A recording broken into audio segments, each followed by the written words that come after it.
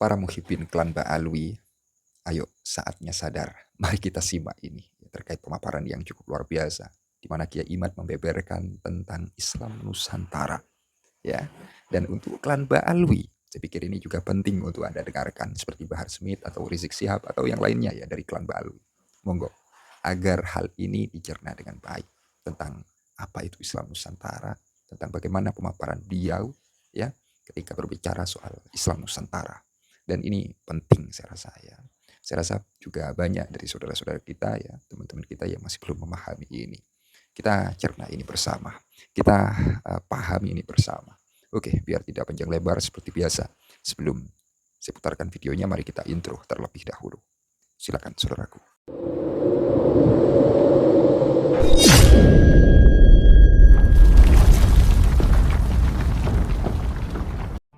Kok ini ada ajaran Islam Nusantara, kita disuruh benci Arab, saudara. Awalnya benci Arab, besok disuruh benci Islam, saudara. Dan jangan ada anak ibu jadi ansor apalagi banser. Ingatin nih, sampai mampus tidak ada kata banser. Dan jangan ada anak ibu mengikuti ajaran Islam Nusantara. Saya yang bertanggung jawab atas perbuatan laknat mereka. Saya akan lawan kepala dari kaki dari kepala, walaupun harus mati bersimbah darah. Mati ajaran Islam, saudara.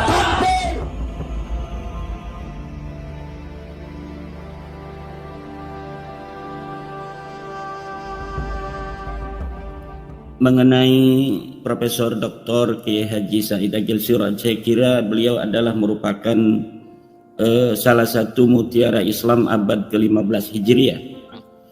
Beliau adalah putra ideologis daripada Gus Dur radhiyallahu an, di mana salah satu pemikiran dari Buya Said yang paling monumental menurut maksud saya adalah tentang Islam Nusantara, di mana Islam Nusantara itu merupakan kelanjutan dari pemikiran Gus Dur tentang pribumisasi Islam.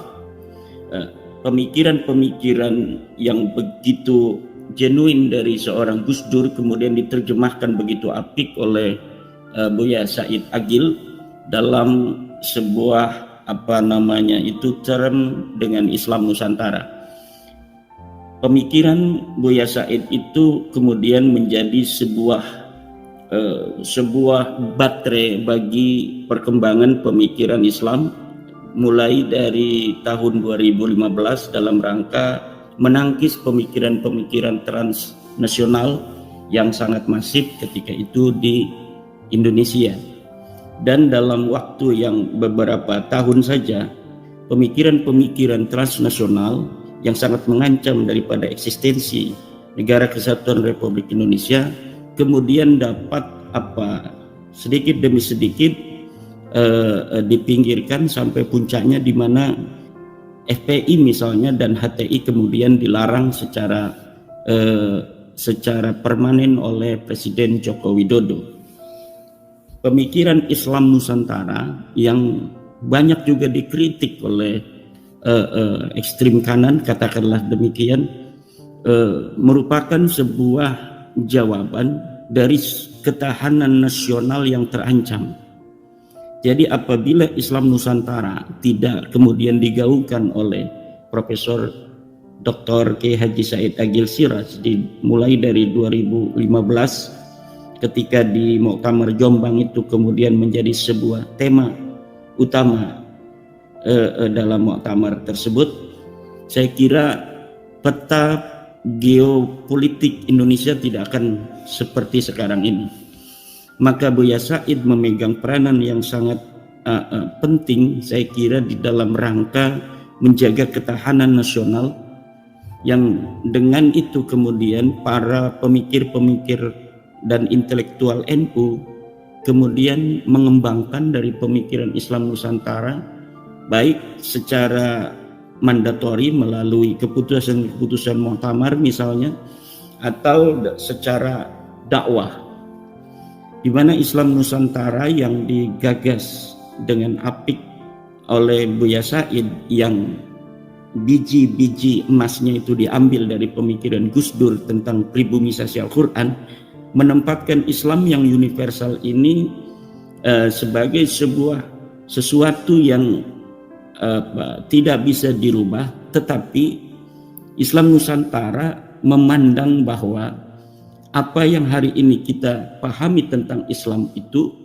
di situ sudah ada ketercampuran antara Islam yang universal sebagai sebuah wahyu dengan interaksi yang tiada henti dengan demografi, kemudian dengan geografi dan klimatologi di mana Islam itu hadir.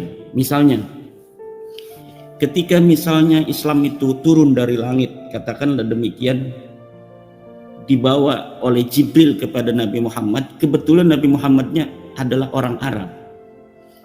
Tentu Islam yang universal dari Allah Subhanahu wa Ta'ala ini yang kita kenal, kemudian kodifikasi di dalam hadis-hadis itu. Nah, di dalam kodifikasi hadis-hadis yang kita kenal itu bukan murni daripada ajaran-ajaran Islam yang universal, tetapi ada di situ interaksi yang tiada henti antara Islam yang universal dengan basis dzorof, basis wadah di mana Islam itu hadir. Dalam hal ini adalah kedirian Nabi Muhammad sebagai orang Arab dan peradaban ekosistem habitat di mana Nabi Muhammad itu hidup di Arab Saudi atau di Arab lah ketika itu. Maka ketika hari ini kita memahami misalnya seseorang yang sholat 5 waktu harus menutup aurat, ketika hadir perintah mandatori itu dari Tuhan kepada Nabi Muhammad, dan Nabi Muhammadnya orang Arab yang menggunakan pakaian biasa, jubah, kemudian menggunakan imamah, maka kemudian Nabi Muhammad melakukan daripada kewajiban sholat itu dengan pakaian yang biasa beliau kenakan. Nah, kemudian hari ini kita memahami kesunahan tentang kalau sholat kita menggunakan sorban.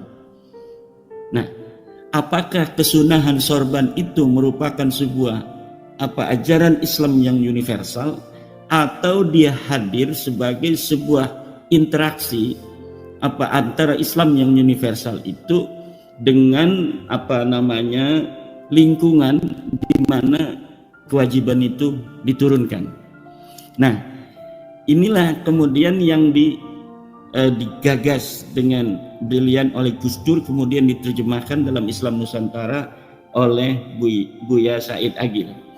Nah, dari situ kemudian muncullah tipologi Islam Nusantara yang hari ini kita kenal, yang sebenarnya Gus Dur pun itu adalah hasil dari perenungan yang dalam dari ajaran-ajaran Islam yang telah hadir sebelum Gus Dur. Dalam hal ini adalah ajaran-ajaran kearifan dari para wali-wali songo, di mana seperti kita baca di dalam sejarah bahwa Islam itu sebenarnya hadir sejak abad ketiga Hijriah. Di Aceh itu sudah ada sebuah manuskrip yang ditemukan di Bandar Khalifah, itu istilahnya, bahwa Islam telah hadir di Sumatera itu sejak abad ketiga Hijriah, tetapi Islam tidak bisa masif. Begitu pula Ibnu Battuta telah datang kepada abad ke-8 Hijriah di Jawa, kemudian menemukan sudah banyak orang beragama Islam, tetapi masih di pinggir-pinggir pantai. Ketika ke tengah ternyata mereka masih belum beragama Islam. Nah, Islam itu masif adalah ketika Wali Songo, mulai dari Maulana Malik Ibrahim, Sunan Ampel, Sunan Bonang, Sunan Giri, Sunan Derajat, Sunan Muria, Sunan Kudus, Sunan Kalijaga, dan Syarif Hidayatullah menyebarkan Islam. Profesor Agus Sunyoto misalnya mengatakan bahwa Wali Songo dengan formula yang mereka dapatkan untuk menyebarkan Islam, kemudian bisa menyebarkan Islam hanya dalam waktu 40 tahun dengan masif, dan mayoritas orang-orang Nusantara kemudian memeluk agama Islam. Nah, apa sebenarnya yang menjadi sebuah formula dari Wali Songo sehingga mereka ketika menyebarkan Islam begitu bisa diterima baik oleh kalangan keraton, kalangan bangsawan raja-raja, kalangan orang kaya maupun kalangan rakyat jelata. Nah, inilah yang direnungkan oleh Gus Dur, ternyata Wali Songo itu bisa diterima begitu apik oleh masyarakat Nusantara karena memadukan cara dakwah bukan tekstualis semata, tetapi bagaimana kearifan, kebijaksanaan dari setiap daerah itu kemudian diakomodir, sehingga nilai-nilai tradisi yang sudah ada yang tidak bertentangan dengan Islam universal itu kemudian dibiarkan berkembang bersama simultan dengan Islam itu sendiri. Dan ini sebenarnya bukan hanya Wali Songo yang menemukan formula itu. Nabi Muhammad SAW itu hidup di negeri Arab yang sebelumnya memiliki peradaban, yaitu peradaban yang disebut dengan peradaban jahiliyah.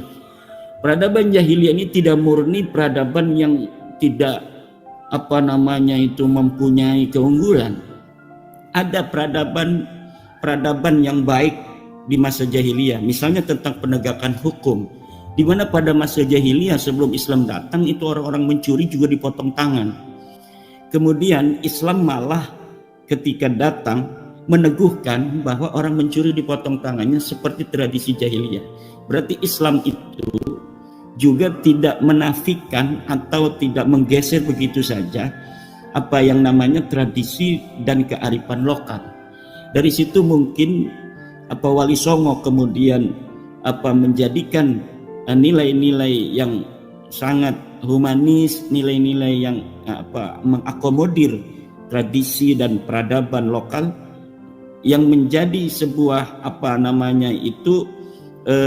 formula sehingga dakwah dari para Wali Songo ini bisa diterima. Dan Gus Dur pun demikian. Cuma Gus Dur mungkin tidak mempunyai banyak waktu, atau mungkin karena Gus Dur itu lebih cepat dari zamannya. Ketika Gus Dur menelurkan gagasan-gagasan yang besar itu, tantangan belum ada. Tapi kemudian ketika tantangan itu hadir pada masa Yai Agil Siraj itu kemudian Buya Said memikirkan kembali apa yang telah dapatkan formula itu oleh Gus Dur radhiyallahu an. Kemudian dengan begitu masif dan sampai hari ini kita rasakan sendiri bagaimana peran penting Buya Said dalam usia yang ke-73 pada tahun ini dalam rangka menjaga nilai-nilai ketahanan daripada bangsa Nusantara, wabil khusus terkait dengan eksistensi agama Islam di tengah-tengah budaya dan peradaban yang beraneka ragam ada di Indonesia ini.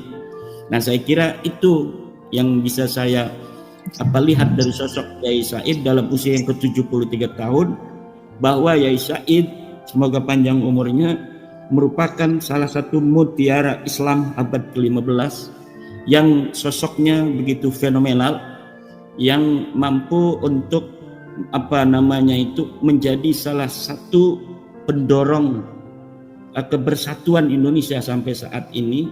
Kemudian bangsa Indonesia dapat melewati daripada tantangan-tantangan transnasional yang hari ini hampir nyaris sama sekali tidak ada. Nyaris sisa-sisa itu masih ada, tetapi sudah wallahu a'lam bishawab gitu. Jadi saya kira kemampuan transnasional itu untuk exciting kembali di tengah-tengah bangsa Indonesia, kemudian yang hari ini kemudian Islam Nusantara, gagasan Yai Said Agil Siraj yang didapatkan formulanya dari Gus Dur, yang Gus Dur mendapatkannya dari Wali Songo mendapatkannya daripada bagaimana Al-Quran itu kemudian diturunkan, misalnya meneguhkan potong tangan seperti tradisi jahiliyah itu, dilanjutkan hari ini oleh perjuangan Wali Songo Indonesia. Nah, hari ini perjuangan Wali Songo Indonesia meneruskan langkah daripada usaha-usaha Yai Said Agil Siraj dan yang sebelumnya itu dalam rangka bagaimana kita bisa memilah mana sih Islam yang universal dan mana sih sesuatu yang merupakan hasil interaksi antara Islam yang universal itu dengan geografi dan klimatologi di mana Islam itu hadir. Demikian Mas Yusuf. Baik, sebelum ke Prof. Hanif, saya ingin bertanya bahwa sikap kisah Buya Said terhadap polemik nasab itu kan beliau mendorong untuk kajian ilmiah tentang polemik nasab, yaitu tidak menolak diskusi, kemudian justru mendorong ini para ilmuwan NU, kemudian para ulama-ulama untuk mengkaji secara komprehensif. Ini bagaimana terhadap pandangan Buya Said terhadap polemik nasab, Kiai Imad? Saya kira setiap orang-orang yang memiliki kecerdasan di atas rata-rata seperti Yai Said Agil Siraj itu dalam menghadapi polemik nasab itu akan bersikap yang sama dengan Buya Said. Karena apa? Karena polemik nasab tidak hanya berkaitan dengan nasab klan Ba'alawi saya kira, tetapi berkaitan dengan bagaimana bangsa Nusantara kemudian mampu menemukan kembali jati diri kebangsaannya itu. Yang dulu misalnya João de Barros dari Portugis abad ke-16, kemudian Tommy Pires dalam Suma Oriental, kemudian juga Albuquerque dari Portugis, semuanya itu mengatakan bahwa bangsa-bangsa Nusantara yang ditemukan oleh bangsa Portugis ketika mereka datang ke Indonesia, ke Nusantara maksud saya, ke archipelago, itu bangsa yang superior, bangsa yang memiliki superioritas tinggi, yang menganggap orang bangsa lain seperti Eropa itu adalah bangsa inferior. Kalau orang-orang Eropa datang ke Nusantara kemudian berjalan di pasar lebih tinggi daripada orang-orang Nusantara, mereka ada yang langsung dibunuh oleh bangsa Nusantara karena mereka merasa lebih superior dari bangsa lainnya. Nah, saya kira Yai Said dalam memandang polemik nasab itu juga adalah didorong oleh keinginan yang luhur bagaimana bangsa Nusantara dapat menemukan jati dirinya kembali, sehingga bangsa Nusantara tidak hanya dilihat hari ini dalam peta politik global hanya sebagai masyarakat dunia ketiga yang tidak mengambil peran terhadap politik global, bagaimana kita menata dunia ini. Saya kira PBNU yang hari ini memiliki sebenarnya kesempatan untuk meneruskan pikiran-pikiran yang gemilang dari Yai Said, itu seharusnya meneruskan kembali dari formula Islam Nusantara. Dan saya kira hari ini formula itu di PBNU terutama jarang dibahas lagi. Bahkan saya tidak pernah, atau mungkin saya tidak mendengar saja, misalnya ketua umum atau Rais Am bicara tentang Islam Nusantara, bicara tentang pribumisasi Islam, bicara tentang transnasional yang membahayakan, berbicara tentang okupasi dari orang-orang seperti klan Ba'alwi yang mengglorifikasi diri mereka sendiri, mengglorifikasi keturunan mereka, itu kemudian indoktrinasikan terhadap masyarakat Nusantara, yang dengan itu kemudian masyarakat Nusantara merasa mereka lebih hebat dari masyarakat Nusantara itu, kemudian diambil hati masyarakat Nusantara untuk kemudian mampu mereka membawa masyarakat Nusantara ini sesuai dengan keinginan-keinginan mereka, baik di dalam politik maupun dalam spiritual. Jadi saya kira orang-orang semacam Yai Said dan yang selevelnya itu akan memandang yang sama terhadap politik nasab ini. Begitu. Setelah saya mendengarkan terkait apa yang telah dipaparkan oleh Kiai Imad di dalam video itu, saya jadi ingin bertanya kepada para muhibbin yang ikut menyimak video tersebut. Pertanyaannya, apa pengetahuan Anda? Apa pandangan Anda tentang Islam Nusantara? Anda bisa cross-check yang masih belum tahu Mungkin Rizik pernah menjelaskan hal tersebut atau pernah berkomentar. Dan terkait pemaparan dari Kiai Imad, yang sudah saya putarkan itu memang saya lihat memang penting kemudian didengarkan ya oleh para muhibin sekalian ini, tentang bagaimana Kiai Said ya, tentang bagaimana penjelasan pemaparan soal Islam Nusantara ya. Jadi ya harapan saya muhibin ya Klan Ba'alu ini bisa memahami itu ya. Ini penting saudaraku ya. Dan Anda bisa simak itu videonya hingga akhir ya, khawatir ya salah paham akan apa yang telah disampaikan oleh beliaunya dari Kiai Imaduddin Usman Al-Bantani. Dan selebihnya mungkin dari saya ada ungkapan yang keliru, pemahaman yang keliru ya. Saya mohon maaf sebesar-besarnya. Dan saya sampaikan terima kasih ya kepada beliaunya Kiai Imaduddin Usman Al-Bantani ya. Terima kasih karena sudah menjelaskan hal tersebut, karena sudah memaparkan hal tersebut ya. Jadi ya semoga tetap istiqomah Kiai ya di dalam memberikan sebuah edukasi. Dari saya mungkin hanya itu saja yang bisa saya informasikan lah ya pada saudara-saudara sekalian, kepada para muhibin juga ya. Semoga saja video ini bermanfaat ya di dalam memahami hal tersebut. Oke, hanya itu dari saya. Akhirul qaul, ihdinas siratal mustaqim. Assalamualaikum warahmatullahi wabarakatuh. Ya, terima kasih saudaraku.